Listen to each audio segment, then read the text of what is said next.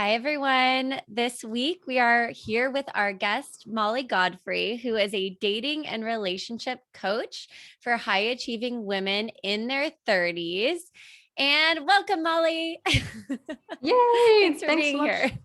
much. Yeah, thanks so much for having me, Kelly. Excited to be here. I'm so glad you're here. And I'm sure I'll talk about this more when I do the intro, but just so everyone knows how we met last year working with a business coach, and I felt such a connection to you. I love your energy and everything that you're about. So I'm really excited to have you on today to share your dating and relationship wisdom with me and everybody. I know it's so crazy to think back a year ago, this time last year, we were in this coaching group, and how much our business has grown since, and the ways we've stayed connected and watched each other Mhm. grow has been really cool. Yeah, so much has happened. It's crazy. So much, so But much. yeah, everyone who listens or who has been listening to the podcast kind of since the beginning knows that I've been on my own relationship journey. So it'll be kind of fun to have you on and kind of talk about anything that comes up. But okay, so the first question I always ask every guest is, what sparks your soul? I love that. That's a great question. I think for me, watching women take their power back and own their backbone and their boundaries and stand up for their worth and just realize their brilliance and all they offer in relationships and just in life, and seeing that light up for them, and then watch them call in, either if it was a desire, but a supportive partner that just cherishes them and is devoted to them. And if it's not their desire, then just have them come home to their self in a totally deep and meaningful way. Everyone's a little bit different, but as a dating and relationship coach, a lot of women hire me to help them find that partner. Totally. Yeah. But I think there is so much this importance. And that's kind of what I teach is coming home to yourself. And then when from that place, that's how you really do, I think. And you can confirm this. That's how you do really start to know what you want and find what your soul is looking for. Right. Totally. Yeah. Yeah, it's all the inner work. And then I just watch time and time again, the person just kind of appears after that. It's like, oh, Mhm. there they are. Here they are. It's kind of Yeah. crazy. Manifestation, right? They just Yeah. yeah, pop up. So you work, I love that you work with high achieving women in their 30s. Um, what is something that's kind of common that you see with high achieving women? And why is that the market that that you're serving, you know? Yeah, it's a great question. So I've kind of had a interesting twist and turn background, but I actually used to work in corporate finance. So I used to be corporate woman myself. I climbed up the corporate ladder, was doing really well. People were super impressed by me. I was managing this huge partnership. I had this beautiful sports car, this great apartment. But my love life really sucked. And I struggled a lot connecting with men, feeling connected to my body. Also, caveat, my dog is eating a bone in the background, so I hope she doesn't interrupt this too much. But so that's just the world I know really well. And so it wasn't, relationships weren't anything I was really taught in school. And so it was really a lot of self-study, self-training. I found myself in coaching programs. So I relate to that. I relate to that everyday woman that works really hard, that has a great work ethic, that, you know, does so much for her company, has plenty of friends, it's a really good looking life, and cares a lot and wants to make an impact in whatever way it shows up for her. But this area she's never really put attention on, and either because she's not making space, she has a hard time setting boundaries, or the same skills. So, I was really smart and I could figure things out really easily. I was good at all the jobs I did, but we can't always apply that same intellectual, strategy mind to our body and our feelings and our heart. And so I had to learn how to, you know, go beyond the head and the neck and actually feel into my heart space, my body, and what that feminine essence was. I was just so disconnected from it. Yeah, totally. I love that you mentioned it's not something we're taught in school. I was having this conversation with someone the other day. It's we're just not no one ever teaches you this. No one ever teaches you most of the things you need to know as an adult and as a strong woman, like trying to go out in the world and like create something for yourself and for the world and all of that. So I just totally relate to that. And I think, as being in your 30s, it can be really hard to find time or to feel like you can find time to date. And like you said, it's creating space for that. So I guess how do you start bringing women out of this like very masculine, like doing state of being and energy into more of like the divine feminine flow where there is space and you are more this energy of being over doing, which I have found is the key to like success in every area of my life, but especially in relationships. And if you are wanting to play that more feminine role in a partnership, you have to kind of soften into that, right? Totally. Yeah. Yeah, it's a great question. It's actually a really easy fix, to be honest. It's just, well, easy when done with support and in a container and with some accountability. But I believe that desire is the language of the feminine. So really just getting in touch with like what we want to be doing, how we want to be spending our time, what makes us happy. So desire and joy are sort of related, but like what is that part that lights you up? Like reconnecting to that essence of like, oh, the thing that pulls you forward, and like what actually brings electricity in your life. Because so often we're conditioned to take care of others, put our needs aside, not make our needs a priority. So often these women come to me and they're just completely disconnected from what their own voice is, what they actually want. And then, it's a matter of giving permission for that. Like, no, you can have that. It's just a matter of like setting boundaries and shifting attention over there. And from there, like they start to light back up again. They remember themselves. They actually want to be spending, they have more discernment, like, oh, this actually feels better. This is where I want to be spending my time. Sometimes they go through a career change. Sometimes their other relationships shift as well. But desire at its basic level really is the language of the feminine. It's where the electricity is. I totally relate to that as well. How can women, if they start to realize what they desire, you talked about conditioning. We're not really, most of us aren't conditioned to be able to receive because we are giving so much. So it's like, okay, we awaken to this, okay, this is what I desire, but then how do I actually open myself up to receive? What tools do you give people to start to allow themselves to receive? Because I find that really hard, Oh, it's super like hard. supporting myself for like since I was 18 years old, and then a guy pays for me for dinner and I feel guilty and it's ridiculous, I'm like, okay, you can receive this. Yeah. Let me see if I can explain this succinctly. A lot of times, so also I work on the deep level with women as well. So a lot of times there's some early programming, like sometimes receiving wasn't safe. Like maybe we got something and then it got taken away, or maybe we got something and it was threatening for someone else. And so we shamed ourselves for receiving that thing. So there's all sorts of like deeper inner beliefs that can be at play. But I actually just gave this. So I'm a one-on-one coach, but then I have group programs. So my group program last week, we went over, it was all about receiving and the blocks that come up around receiving. But I gave them the assignment for the week. Their only job was to receive.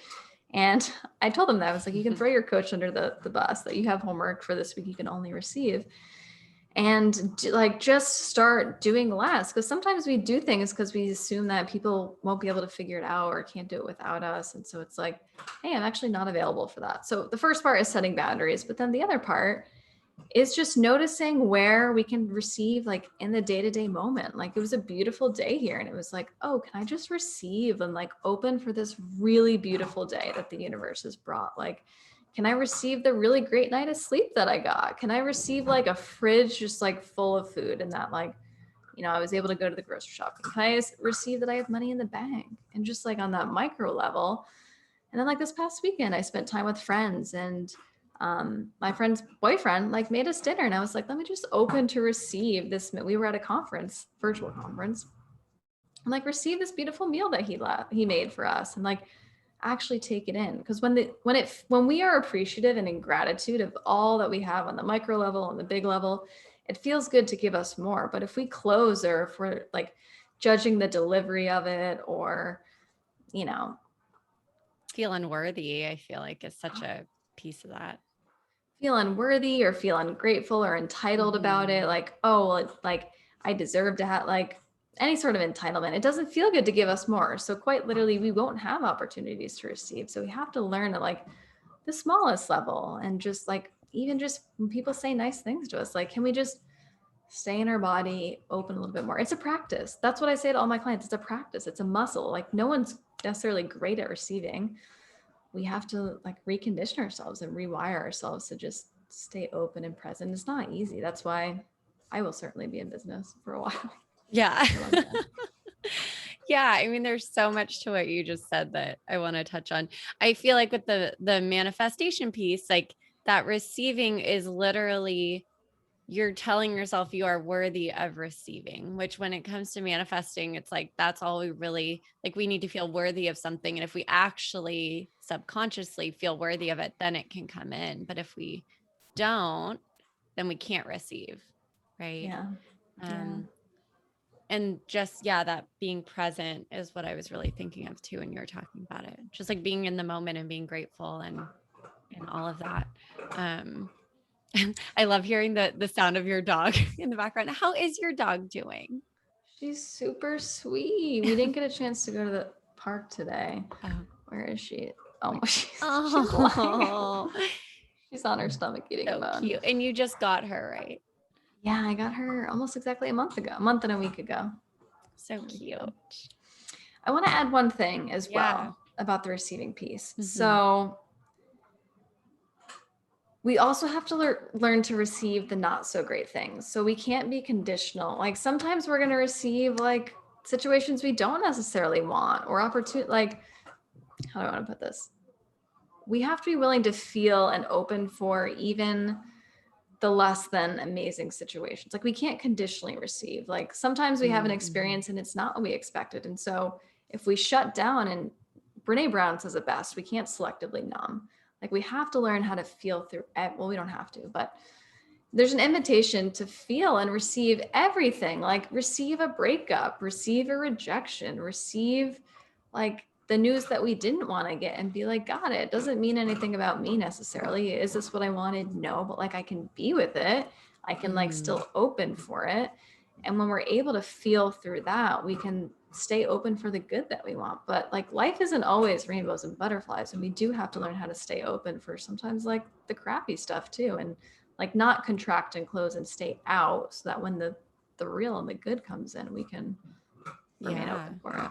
So I wanted to it's part of the, like, that's why we're having this human experience, is for both. I actually literally wrote this down like an hour ago. It says, there's no such thing as a missed opportunity. Anything that is right for you will not pass you by. And anything that is a rejection is actually spirit's protection and redirection. So it's always like this lesson and this redirection, and there's always something to come out of it. So I love that because we do selectively numb. We're like, I want to feel all the good stuff, but oh, I'm sad, so I'm going to like drink this glass of wine, which I'm so guilty of. But, or, eat this ice cream instead of like letting ourselves really feel and process. And then it can go. It doesn't sit inside quite as long as well. And we get that lesson. Yeah. I love that quote. That was really well put. Thanks. I was watching Baba Jolie. She's like my favorite tarot reader on YouTube. I'll link it in the show notes. She does the best tarot reading. So that's like what I watch when I'm eating lunch and taking my breaks. I like rewound it. I was like, that's such a good quote. There was something else I was going to touch on that, but I'm blanking. So I'm sure it'll come back to me, if it's meant to. But let's talk about, going into dating with that mindset, right? That mindset of being open to receiving anything that comes our way, and being open to just being in, I guess, more flow with it, that more feminine flow and state of being. How can people work on their mindset and really hone it in, so that when they're going into, say, a date, or maybe they're in a relationship, but like we all have struggles in our relationships, which I would love to touch on more too. But it's like, how can we make sure we have the right mindset for either, going into something new or making something that we're already in better and and staying stable and existing and flourishing and all of that, if it's meant to, of course. Yeah, it's a great question. Let me pick one area and see where we go from there.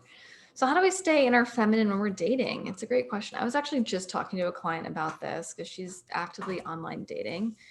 And she was like, Molly, all my dates feel like interviews. Like I'm just trying to get through the questions that I want to ask. Like, what are you looking for? What was your last relationship like? Like making sure they, check all the boxes. And I invited her. I was like, okay, what if you added a little more flow in? Like, what if there wasn't, that masculine like objection and like point you needed to get to? And what if you could just see if you could, be in your body and like feel the sensations as they were coming up and like take some pauses, let the masculine ask you questions, put attention on you. And what if there wasn't necessarily a destination, but just enjoying this conversation and being in the flow of what wanted to arise?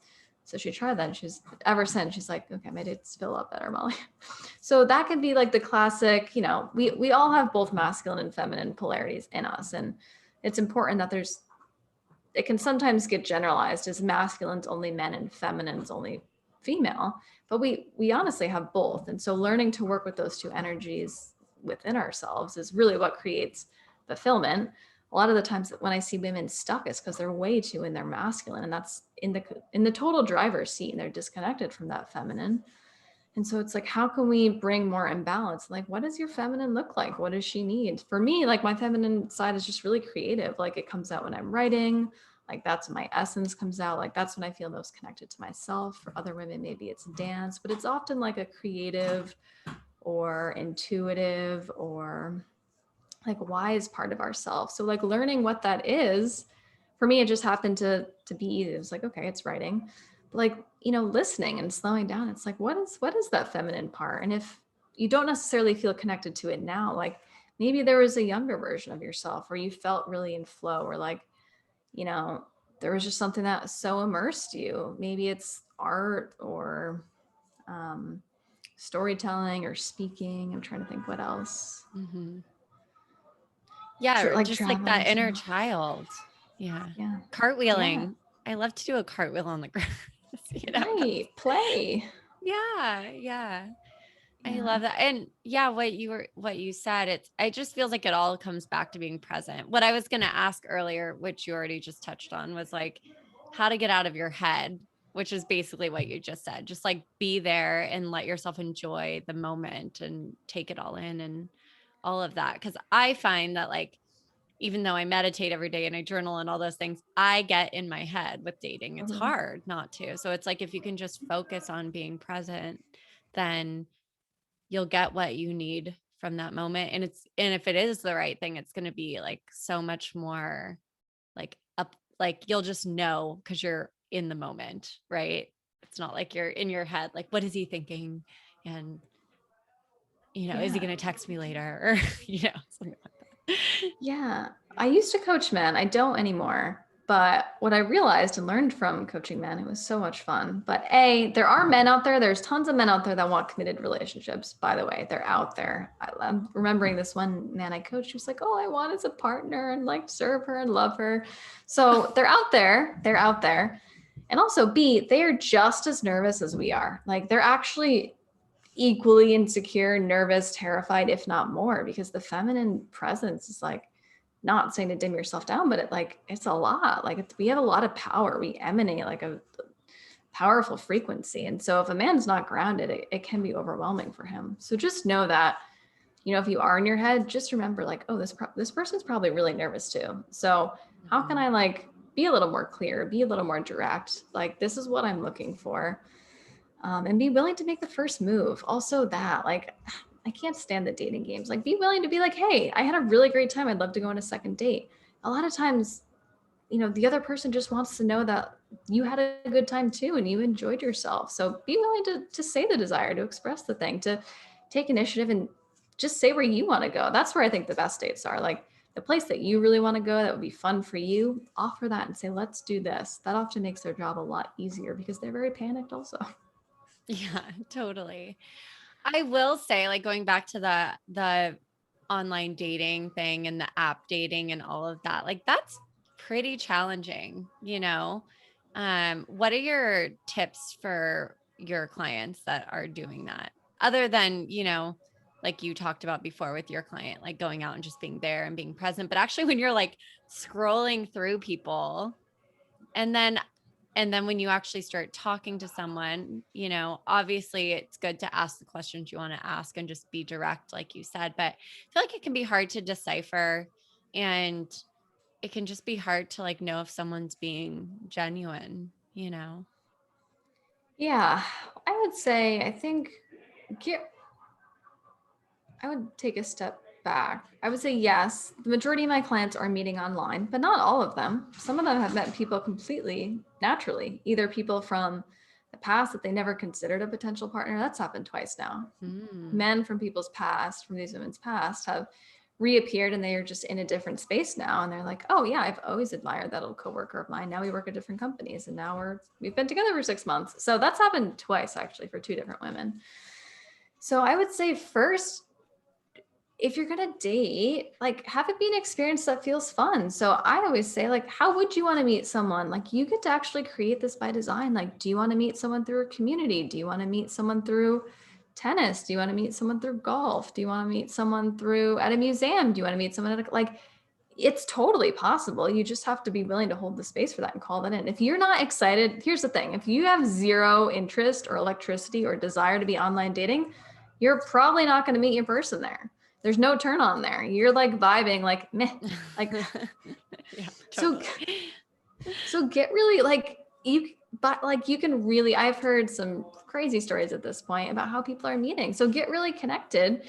And then it's kind of a probability game. So I go to the dog park almost every single day, sometimes twice a day. Like the chances that I would meet someone there are pretty high at this point. Like I am just there all the time. So it's like if you want to meet someone somewhere, like go there, spend some time there, network. I had a client who um she has a lot of insecurities about picking partners. So it's like, all right, maybe you don't pick this one. And she asked all her friends, she was like, do you guys have like friends of friends, old coworkers? Like she's going the setup route. So there's tons of different ways you can do it. But what I will say is the manifesting quantum physics rules of the universe is once you get clear, like, okay, I'd like to meet someone and you have that desire, if you are just taking action in some sort of way. So maybe every day you're on apps for 20 minutes. Maybe you're connecting with people that might know someone. Maybe you're going somewhere and you're building community. As long as you're taking action in the right direction, the universe responds to that. But if you're not willing to put in any work, the universe won't either. So I see this with my business all the time. I did this like 3-day dating challenge in December. And like I wasn't super excited about it, but I knew I just needed to like put my work out there, be visible. Did anything come from the challenge? No, I got like 10 women on my email list, but it happened to be my best month in business of the entire year. And I was like, I was just taking action in some sort of way. And it didn't necessarily lead to the challenge wasn't this huge blowout thing, but I got the desired result, which was a lot of women in my group program in like my best month in business. So that's why coaching is so effective. Women take the action, they invest in themselves, they say yes, and then the universe is like, cool, let's help you put the pieces together to get the thing that you want. So that was a very long-winded answer to your question. Yeah, yeah, but there is so like the energy behind investing in yourself in any way, shape, or form, as long as it's, you know, aligned with the goal in mind, even if it's not exactly what you want to do at that moment. It just shows the universe that you're stepping up to the plate and that you are taking action towards what you're calling in. Because inspired action is such a huge piece of manifestation. Um, but I love that because yeah, it's like we don't. I think so many of us, myself included, it's like last year especially. Now life is kind of getting somewhat back to normal. So there is more opportunity to just meet like a random person on at a restaurant or something, you know, maybe not on the street corner, or maybe on the street corner if that's what you're wanting. But I think so many people got just like stuck in this. Okay, the only way I can meet someone is online. But like you said, it all comes down to energy. That is the power of manifestation and like consciously creating the life that we desire. And we have that power within us. So I love that. Ooh, just hit my microphone. Okay. What I wanted to ask you what the dating pitfalls are, because we had talked about that a little bit. So I thought that sounded really interesting. Yeah, I love this topic.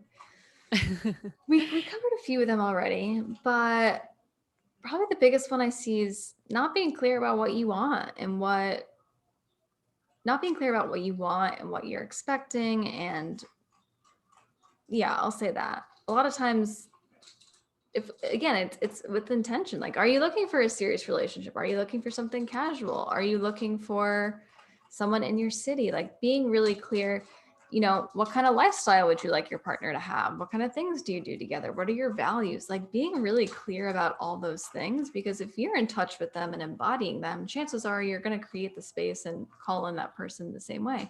But a lot of times women are like, oh, I don't know if I really want something serious. And it's like, okay, well, your ambiguity is going to also call in people that are like, non-committal as well. Mm-hmm. So it's that vacillation point where we're vacillating between like, is it something casual? Is it something serious? That's where we're draining all our power.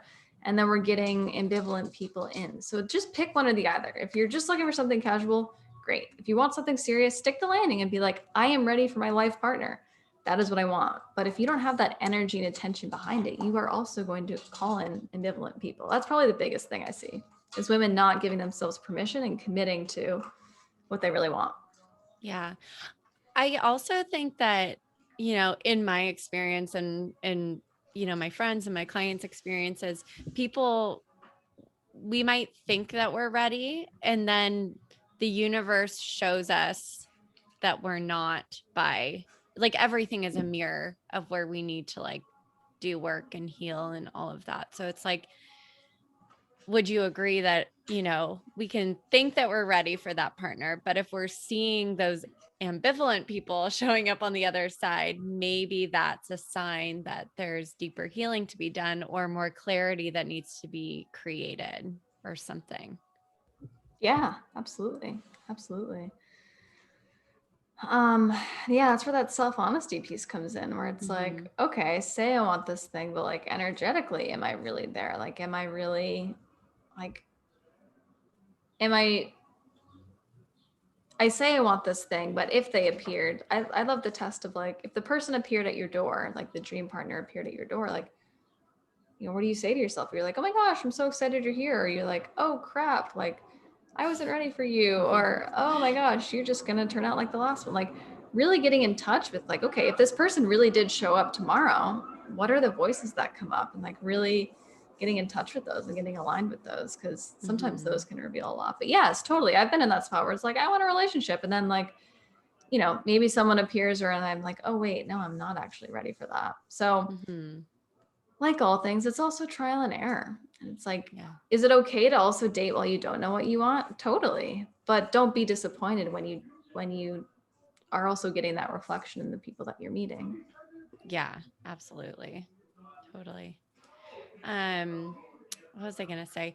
Oh yeah, because I feel like there's people that I know that, maybe they've been single for a long time and they are actively manifesting their dream partner and they're ready for it, but they're not showing up quite yet. And I think from my perspective, what that's showing is just having this trust in the timing of the universe. And it's like, maybe I am on a relationship level feeling like I'm ready to call that in, but maybe there's like something else I need to do in my career or somewhere I need to go or something else that needs to be completed before that can come in.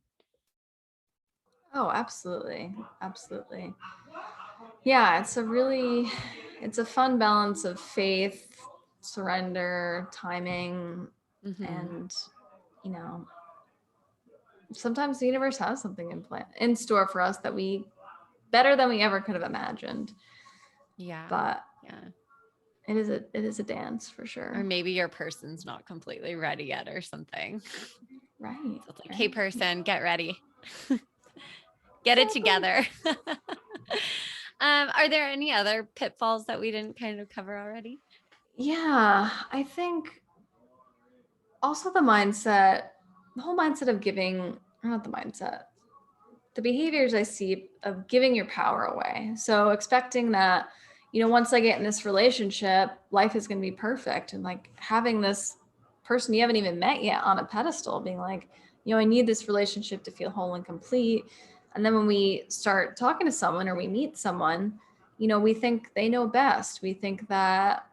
Um, we think that they're going to make us happy. So we slowly just like little by little give our power away. And really the masculine and feminine polarities, the feminine is where all the power is. And so when we are trying to give that to the masculine doesn't hold that essence in the same way. So then he feels really confused and he's like, what? I don't want this. You're supposed to take that. So ideally in a relationship, it's a generative process where the feminine's expressing desire, the masculine is in service to it, and then they're co-creating something and it's opening more and he's helping more desire come out of her. But a lot of times I just see women like defer to the man as all knowing to make all the decisions. They get in the relationship and then they disconnect from themselves, or they start dating or talking to someone and they disconnect from themselves and Mm. give them all the power. So it's like the best tip I always give is like, if you're not connected to your desire, your relationship or whatever dating experience you're going to have is going to crumble. So even if you meet someone, it's still so important to be connected to that, continue to express that and help your partner learn to help draw out more out of that of you. But a lot of times we can just give all our power away to someone we just started talking to, where it's like, no, like the power is in our desire. We have to stay connected to that. They're here to be of Mhm. service to it. And That makes I sense. think that people, yeah, I think they would be attracted to you because of your power. And then you just give it away and then that attraction fades because Right. where did you go? You know? Right. Can you give us examples of desire? Because like I think when I hear desire, I'm like like sexual, sensual desire, right? But it's like desire of other things that we want in our lives and all of that. But maybe just to clarify a little bit more, can you give us like examples of expressing our desire and how they can like serve that and how we can be really be in that space? Yeah, totally. I'm glad you named that because there's a lot of conditioning that comes up around desire. But they Hmm. can be big, they can be small. So desire for a certain experience, like I really want to like maybe go to a cooking class together or take a trip together or go to this specific spot together or create something together, or even just our own desires. Like I have a desire to go spend time in the woods and like work on my book, or I have desire to have someone bring me a coffee. I have desire to spend time with my girlfriends on the beach. Like those are all like big desires, little desires, but really anything that like my intuition speaks to me through. So I'm trying to think what other desires clients have. To move to a new part in the city, to get an animal, to travel together is a big one. Yeah. To run races, hit new milestones at work. Like they can be big, they can be small, but it's definitely not only sexual. Desires can Yeah. be little, they can be big, they can be experiences, they can be co-creative experiences. Like I have a desire to, or I have clients that have the desire to like teach together or like be interviewed together, all sorts of Yeah. things. Yeah. So what if you're expressing your desire and you're in your feminine flow and then the more the masculine counterpart to your, because again it's not actually genders, it's all just like our energy and we have both, but the energy that we kind of associate with the most is the one that we're going to we should be showing up in our relationships with, right? Yeah. um so what if the masculine counterpart to our relationship isn't fulfilling on those services of desire? You Yeah. know, what do we do other than communicate that we are desiring something and we would like to have that met in some way, shape, or form? But Yeah. It's I like to put it as offers and requests. So for example, like I'm I express a desire and like it's an offer for you to be a part of this experience. Like I have a desire for you to book a reservation at some restaurant I really want to go to and I want us to dress up. Like I am offering you into this experience that like is important to me and feels really electric to me. And like you can either accept that or you can decline that. And sometimes there's some negotiation. So sometimes the person's like, no, I'm busy that night, but instead I'd like to do this. So a quality partner is someone that's willing to be in that negotiation with you or like give an adjustment. Like, love that. Ideally, they're receiving like, wow, babe, like, love your desire, feels amazing. Like, I'm not available for that, but what about this? How would that feel? That's ideally the dynamic you're in, where like you feel received when you express a desire and your partner is willing to negotiate or gives you a counter request. So the offer and request piece. And sometimes a partner just might not be willing, but I do believe an evolved partner knows that like all the power in the relationship comes from the feminine and comes from that desire. And so ideally it's a co-creative experience, but if they're not showing up to either be a part of that process or want to hear or receptive, there's two things to look at.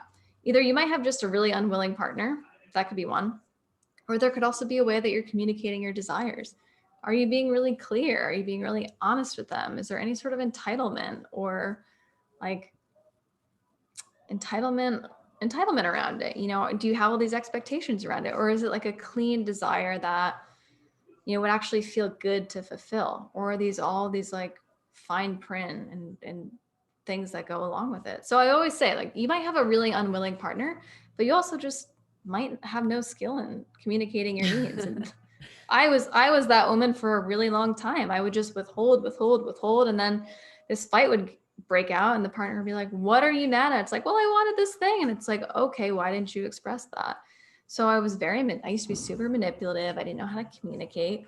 Or then by that time I felt super entitled and I was like, I want this thing because I want this thing. And it didn't actually feel good to serve that. So there's a lot of things that can go on, but I've also had really unwilling partners where no matter how much I communicated and how clear I was, they just weren't opted in for that relationship either. So Totally. there's a couple things at play, but a secure partner will want to co-create that with you. Will want to feel that part of you. Will want to, I see it all the time with my clients in the new relationships they get in, like these receptive partners who want to know more, who want them to keep asking and communicating needs. Mm-hmm. Yeah, I feel like the communication piece is definitely probably the most important part to keeping a relationship alive and being receptive to each other and each other's needs and, coming together and compromising when that's needed. This is something I was talking about with a friend. It's like we get into these new relationships and they can, if it's with someone who really lights you up, it's super exciting and you just feel like, all the, I guess it's called the honeymoon phase, all the honeymoon phase, like vibes. And it's like, it just feels so good. But I think with any relationship, as you go longer through time together, obviously the honeymoon phase and all the, I think it's like dopamine or serotonin that gets released at the beginning, oxytocin and all that stuff that gets released at the beginning, it doesn't happen quite as much. So it's like, how do you keep that spark alive? And is it possible to feel that way after years of being together as the same way that you did at the very beginning? I haven't had that experience. So that's why I'm asking what you think from being an expert in all of this. Yeah, I think relationships go through phases and forms. I have a client right now who's only been in this relationship in a pandemic. She's like, we've only dated or known each other in a pandemic. And now that the world's like opening it up and lives are becoming more normal, like our relationship's naturally going to change because it's different now. And so my answer is always going to be like, okay, what's the desire? What's the relationship asking for? Am I connected to that? Am I expressing that? That will always be the lifeblood of the relationship. But also just knowing like, relationships are going to go through waves and peaks where like you're really, really connected. Maybe there's more space and you both are individually working on something. And it's just like staying connected and staying like communicating what you need in that.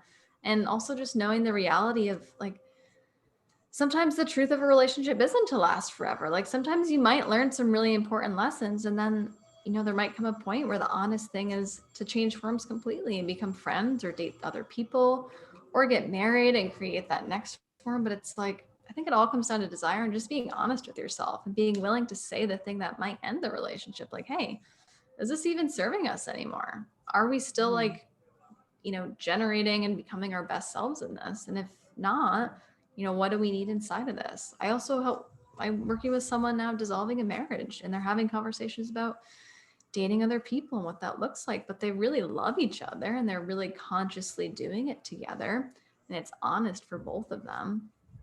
But it always just comes down to like what the truth of the connection is asking for. But I do think it's possible. I think it's super possible to maintain that.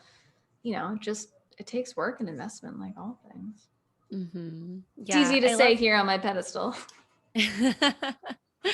No, I mean, I think that's another piece of our conditioning in our the society we live in. It's like that, if a relationship dissolves, it's a failure.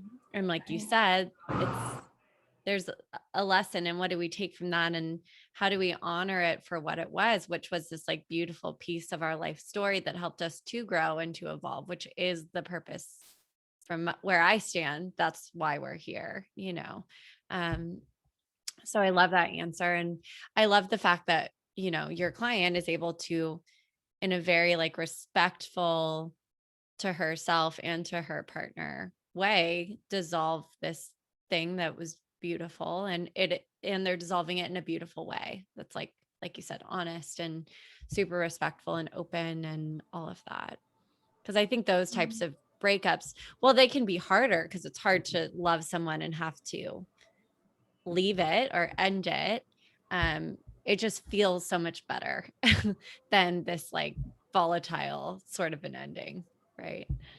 Totally. Yeah. And it takes a lot. Like it takes a lot to love someone, even when they don't choose us, even when they don't make the decisions we want them to, even when they don't do the things we want them to. But that's like unconditional love. It's like, I can definitely love you at your best and when you're doing all the things I want you to, but can I also love you when I don't agree with you and when you choose things that I wouldn't? Can I still love you then? It's Yeah. hard. It's hard. Yeah. So this question just came to mind as you were saying that. Do you think I mean, we hear we're in love or it's just unconditional love. And do you think that in love state of being lasts forever? Or does it turn into this unconditional love where I mean, I guess that kind of goes back to the question I just asked. Do you feel that like in love spark forever and ever and ever? And you see those people that are really old holding hands and that are all cute together, like the Notebook style. So I guess that's kind of the in love that we'd be talking about. But from my experience, it's like you still love the person, although haven't, met or I'm not with currently my person that I'm going to be with forever and ever and ever. Maybe not, who knows? But I haven't gotten to that point yet, right? And even if I did get to that point, maybe it wouldn't last forever, who knows? But from my experience, sorry, I'm like rambling now, but from my experience, it can turn into this deep unconditional love that maybe doesn't feel like that sparky in love feeling, but that's what it's turned into in my past experience. So basically my question is, do you think the in love state can last forever? Which, yeah. Yeah, it's a good question. I've seen it play out. I can speak from my experience. I've had really deep love for partners and been in love, and now it's faded to like a person I have a lot of love for, but we're not in love and we're not together anymore. But I've also seen like friends' marriages and family members that are like very much still together, still partners, still creating things after 40, 50, 60 years together. I think there's like a conditioning and like a popularization of this like in love, you know, sentiment that we're fed from, rom-coms and Disney movies where it's not always a reality. Like I think sometimes love is like working through it's all the definition. Like I think sometimes that in love feeling we're fed is like that, like dopamine rush, like, hot and heavy for each other. And it's like, is that sustainable forever? I don't know, but I certainly think it's possible to love each other. And I think, love is showing up for each other and like the hard stuff and the good stuff and doing things you don't necessarily want to do. So I think it can be defined in a lot of ways, but Yeah. it's an interesting question. One that I Yeah. certainly think about a lot. I've seen so many different relationships at this point. But I mean, in my most recent relationship, like, did we have moments where like, we weren't having sex for weeks and like, were we always like super, super bonded all the time? No, but we loved each other a lot. And then we did have periods where like we were closer and exploring like a different part of our relationship. And, it was a Totally. whole journey. So Yeah. Like you said, it's like a wave. It goes up and down. And I love that you basically said like it's a choice to show up, you know. yeah. Um But I think the danger is when we've been fed this and we think like, oh my gosh, if every day doesn't feel amazing and like ecstasy and like the best day ever with this person, something's wrong. And it's like, no, like there might be days where you just really don't necessarily like this person. You're like, oh, you're driving me kind of crazy. And like, that's normal. It's normal to like kind of question your relationship sometimes. That's also normal. It's normal to be confused. It's normal to doubt. Like all those things are normal. I think we're just fed this like these unrealistic expectations. And so knowing what you're really in for is important, I think. yeah. Yeah, totally. It's work. Um yeah, The Little Mermaid messed me up, man. I thought that I was going to come out of the water and be rescued. No. They really did. But yeah, we were fed these Disney movies like as a kid, and it gets into your subconscious, and whether or not you realize you're doing it, you start like making decisions based on what's been ingrained in you that you're not even aware of. So that's why I think awareness is just the most important thing we can do for ourselves, is to get aware of what our patterns and our habits. And like I think especially with dating, it's like, where am I seeing things repeating? And it's like, okay, there's some work to do there if I'm not liking the end result. Right. Truly. Truly. Yeah. Yeah. Whew. We covered a lot. I know. Covered a I'm out lot. of breath. Me too. Well, this was awesome. Thank you so much for coming on. And I want you to tell everyone where they can find you and how they can work with you, any programs you have coming up or one-on-one coaching they can do or any of that good stuff. Yeah. Yeah. If any of this conversation resonated, or if you're stuck in a pattern or want to call in a partner or just don't even know where to start or feel overwhelmed, totally get that. In addition to coaching, I love writing. As I mentioned, I'm a big content writer, love writing for other big blogs, but I also have a personal blog that I keep up with really regularly. So the best place to find me is Instagram, ask for Molly. I post my writing there. I post photos there and other workshops I'm doing. I'm also enrolling for a group program through the end of next month that begins in July. So the waitlist is open. The group is forming. Women are coming in. So if you feel called, would love to have a conversation about that. But yeah, the best place to find me is Instagram. I post workshops, writing, daily updates. So that's a good spot to find me. Amazing. Yeah. Awesome. Well, I'll link all of that for them so they can just click on it and get to you really quickly. And thank you again. This was so fun to have you on and to get to pick your brain about all this Of good course. stuff. Thank you. Hope you guys enjoyed.